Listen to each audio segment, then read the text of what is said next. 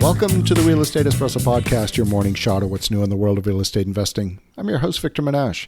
This is the weekend edition where we interview notable people, and today we have a great guest all the way from New York City. Welcome to the show, Jenny Blake. Thank you so much for having me, Victor. I love your show. Thanks for the kind words. Great to have you here. Now, I've got to know some of your family members over the last couple of years, and so it's great that we got connected. You and I actually have something in common in that we have a tech background together as well. You were previously at Google. Maybe why don't you give a little bit of your backstory and how you got to this point in your journey? Sure. My first job while I was still in school at UCLA was working for a political polling startup. This was leading up to the 2004 presidential election. And that was fascinating to try to take political polling out of phone banks and move it online. That company later got acquired by YouGov America. So it's fun seeing them dotted throughout the press now, because at that time, everyone was very skeptical that it could be done at all. And now, as you and I both know, no, hardly anyone has landlines anymore. From that job, I moved over to Google, as you mentioned, in training, coaching, and career development. I was there for 5 years as it grew from 6,000 employees to 36,000. And then about a decade ago now, I took a chance on myself and decided to leave. I gave myself 6 months to see if I could make it as a small business owner. And here we are 11 years later. Thank goodness. Knock on wood. Wow. Now, you've just written your second book. Maybe why don't you talk a little bit about your first book, and I think there's a segue into your second book. Sure. So Free Time is my third book. This is the new one. Free Time, Lose the Busy Work, Love Your Business. That's for small business owners. The previous book, Pivot, came out in 2016, and I had this feeling that the motto I had for that book is, if change is the only constant, let's get better at it. And I could see that the stability that we had in previous generations career-wise just didn't exist anymore. And at that time, when I started working on the second book, a lot of the media and the press was about these millennials, these entitled millennials that just can't stay put. But I could see the trends both within my work at Google and outside of it, that people were pivoting and getting pivoted by choice and by circumstance. And I had friends who would quit their job, then they would go out on their own, then they might get hired at a startup, then the startup would get acquired, then everybody got fired. And so the writing was on the wall that the stability was just, it was on its way out. And yet people were seemed to be so lost and confused and about mapping what's next. And so that's really what inspired the book Pivot. And then, of course, in 2020, we all experienced daily pivots on a global scale. Absolutely. And for those that got stuck in the mindset that they were just waiting for things to return to normal, and they sat on their hands, maybe watched Netflix or whatever, hoping that things would return to normal, they really suffered the most, rather than those who embraced the change, accepted it for what it was, and said, okay, now it's time to, like you said, pivot. Yeah. And I know, it was, even your podcast is in the realm of real estate. My brother works in real estate. There was so much happening at an individual, national, global level. And I think what's hard is that even people who want to be proactive in these times, when there's no stable ground, it can be hard to know what to do. And I know for many people who own real estate, if you had tenants, there were questions about, are people going to pay? What are the laws of the temporary, policies being put in place? And so it's such a dynamic thing. And for business owners, and certainly anyone in real estate, I don't think those skills are new. It just really called all of us forth to pause as well. And instead of just reacting during these times, and as you said, kind of sitting and waiting to see what happens, also looking for opportunity. And I think better than anyone, Victor, just the entrepreneurs who are the most successful are the ones who are really looking for the gaps and taking these tumultuous times and really making something new from it. And what I saw and tried to do myself is creating something that's even more aligned as well with each person's individual strengths, because part of the message of these last few years is that life is short and nothing is predictable. So we may as well pivot and go in directions that are more aligned with our values and our goals, and even spending time with our loved ones. Absolutely. So fast forward to your latest book, Free Time. Tell us what that book's about. Yeah, Free Time is about working smarter with smarter systems while staying for people who run small businesses. those who want to stay delightfully tiny. Not everyone has dreams of managing hundreds of employees. So free time is really aimed at small business owners who want to stay small but don't want to have that pressure of, as Michael Gerber says, constantly working in the business and feeling sometimes, as small business owners, we become our own worst boss. We're the ones that are the most demanding of ourselves, working around the clock or juggling too many things, or even as a manager and leader, answering everyone else's questions all the time and sort of that fractured attention. So, free time is really about helping all of us free our time through smarter systems to do more of our best work and most strategic projects. In almost every business, even when you have systems in place, most of the systems are geared towards the success case, the normal case, what is routine. And then what becomes a limiting factor are managing exceptions. So all the exceptions bubble to the top of the house for a decision, and 80% of senior management's, and I'm saying senior management as if it's a big company, but that applies to all businesses. 80% of senior management attention goes towards managing those exceptions, even once you create those systems and have those systems in place. I mean, that's so true. And I think where it becomes clear too is that if we don't have the basics systematized, and not in a bureaucratic way, but just where everybody knows what they're doing and the team is empowered to solve problems on their own, then those exceptions do become all consuming and everything else starts to fall apart. I kind of think of the business and business systems like a property, like a house. It gets old, things start falling apart. There is no stasis. In fact, entropy is always at work in structures, physical structures, and in our businesses.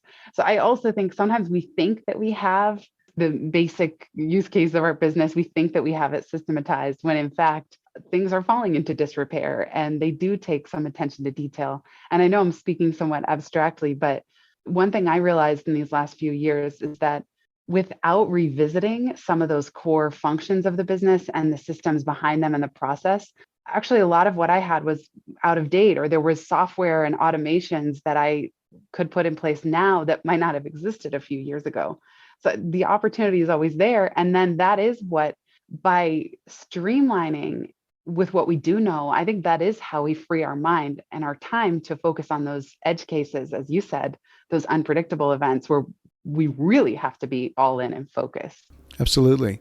I mean, the key to growing any business, you don't necessarily have to grow to thousands of employees, but the definition of a small business is still can often be a pretty decent sized business. That you could still have 80, 100 employees, and that would still, in today's world, be classified as a small business, which is not a small business in my mind, because when you actually do the math, it's we're talking tens of millions of dollars. And yet with that, the key, especially for the leadership, is to multiply yourself. The biggest trap that I see people trying to overcome is this whole issue of delegation. You can delegate work, but that isn't the same as delegating responsibility. And I see a lot of people delegating work, and it all comes back to them at the task level rather than necessarily having delegated responsibility. And in your experience, how do you get people to make that transition?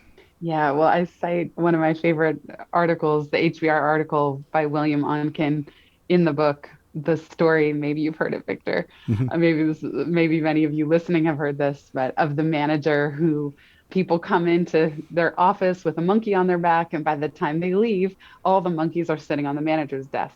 Right. And the monkey is a parable for projects and tasks that, yes, it's one thing to delegate the task. And what I found was that at one point in my business, I got good at delegating tasks and projects, but people were constantly coming back to me with follow-up questions and leaving their monkeys on my desk, just looking to me to make all the critical decisions and help them when they got stuck.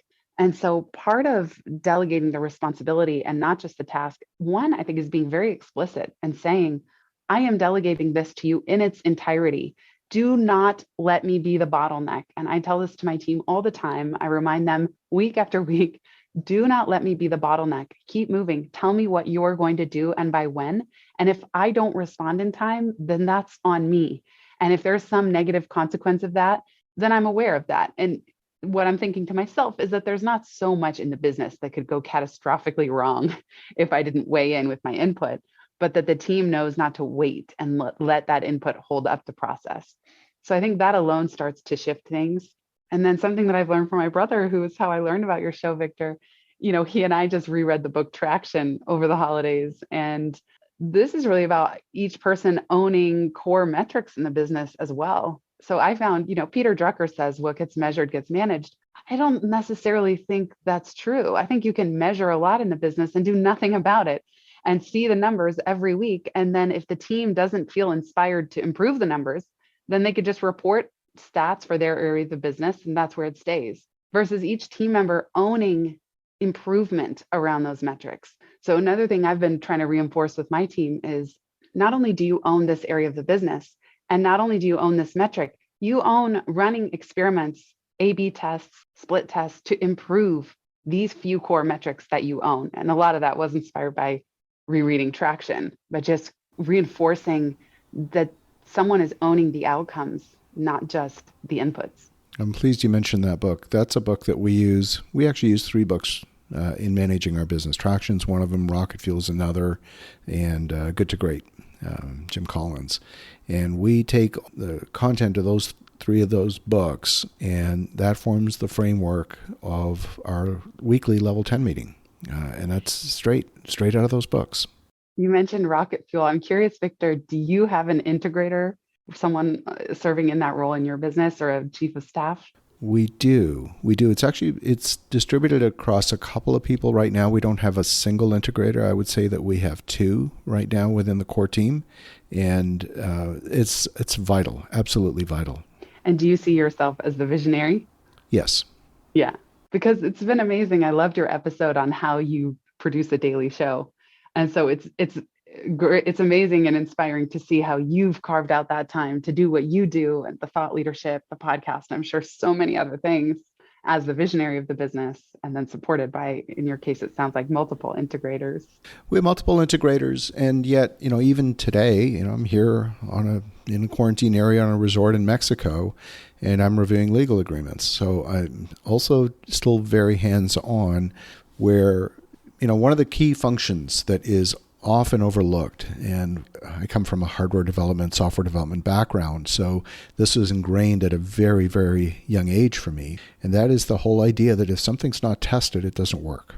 Those words just ring in my ears daily. If it's not tested, it doesn't work. So what is testing? Testing is quality assurance. So does a document go out the door without being reviewed? Well, if it goes out without being reviewed, it's broken, guaranteed.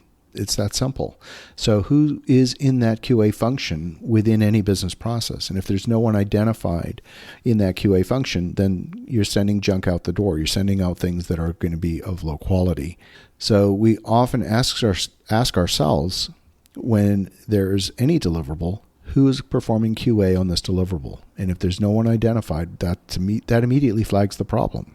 Because as you know, having been in business for a number of years, having witnessed a number of businesses, the number one reason why things fall off the rails is you look at a particular task, a particular function, you say, whose responsibility is it? And nobody's hand goes up. Or maybe even worse, the answer is, well, it's everyone's responsibility, which also means nobody.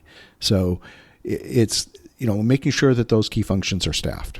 Here's one more question for you. Do you have checklists in place for different types of QA in your business? And the reason I ask is that sometimes we have team members looking over things. What's interesting to me is that as the owner, how much more I catch still on different QA aspects of the business that I wish team members would spot. I know it's different people have different strengths and areas for development, but I'm curious how you ensure that the people who are QAing really do it up to your standard, if that's even possible. Yeah, it's a great question. It's a continuous learning exercise for sure. I mean, we are constantly adding to the checklists.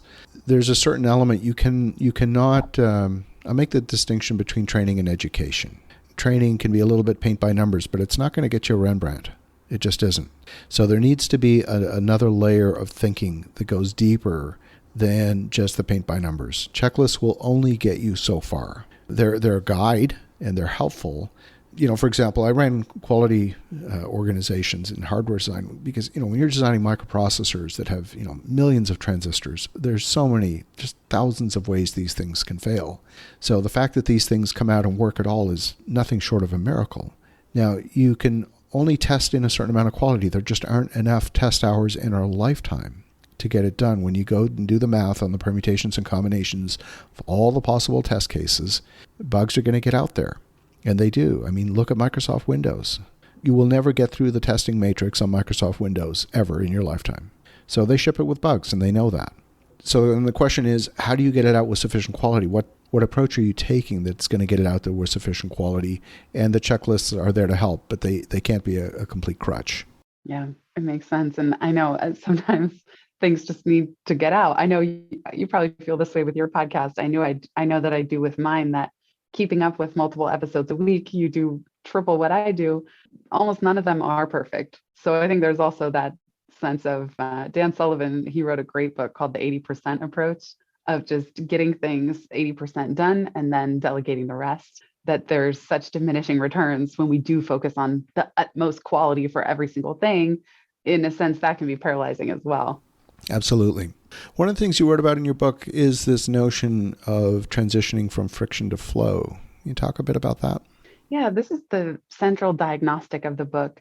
And as business owners, it's really about asking each person and to look at within your day-to-day role and the business as a whole, where is there the most friction and where are you in flow? And certainly we can learn from the areas that we're in flow. Although research shows that when things are going well, we're less alert, we're learning less, we're just in the moment and we're flowing. The friction areas are really where we have a chance to improve. And that can be friction of the work is no longer aligned, the types of clients or properties or deals that you're doing are no longer aligned, or there's something on the internal operations side that is creating friction. So it could be a certain team member, it could be the way process is getting done. But if we look at where is there the greatest friction and we solve for that, we can help improve just the flow of the whole business and of the day-to-day. Because I think we can all say that friction just slows us down, and some creative tension and some friction is good. But when we're experiencing excessive friction, that's where there's really an opportunity to reimagine and redesign. I love it. Well, Jenny, the book launches March 22nd, correct? That's right. Yep. March 22nd, 2022. If folks want to connect, if they want to pre-order a copy, what's the best way? Go to itsfreetime.com. If you go to itsfreetime.com/book, if you're listening to this before March 22, you can get an early copy of the audiobook via private podcast feed if you pre-order. And you can check out the Free Time podcast wherever you're listening to this one. Fabulous. Well, love the perspective, love the book. And for the listeners at home, definitely connect with Jenny at itsfreetime.com and go to itsfreetime.com/book to pre-order a copy and get a copy of the audiobook. And in the meantime, have an awesome rest of your weekend. Go make some great things happen. And we'll talk to you again tomorrow.